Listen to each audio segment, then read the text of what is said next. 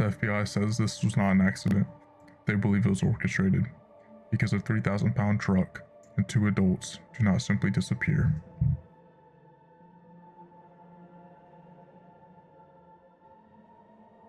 Today I'll be covering the disappearance of Danielle Imbo and Richard Petrone Jr.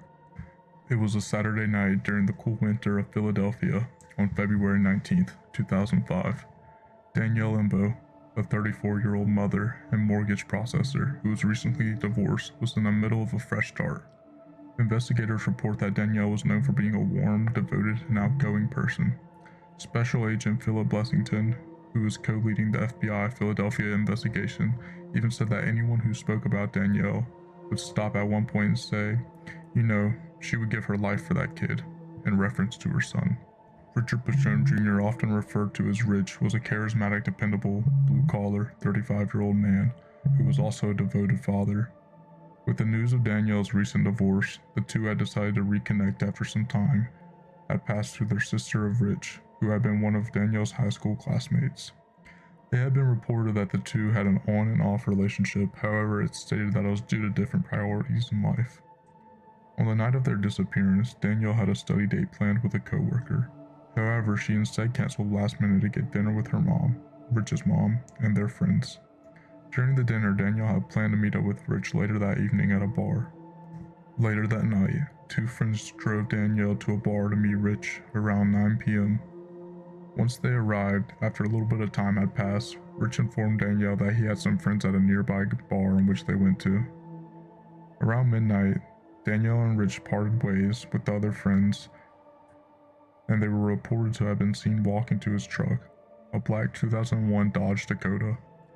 After that, they were never to be seen again.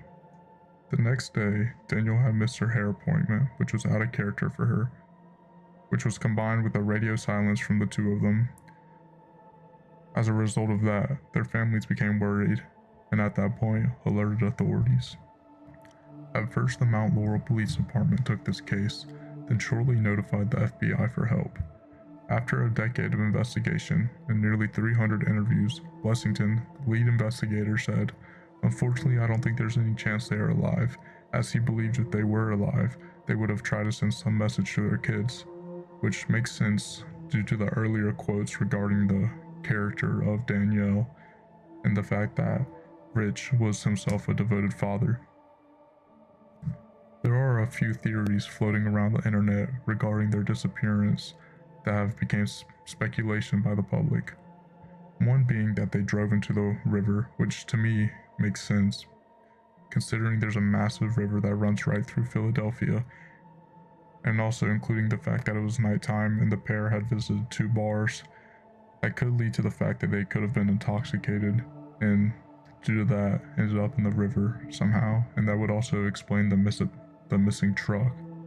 I should note that this next theory has no real evidence supporting it and is purely speculation by a few on the internet.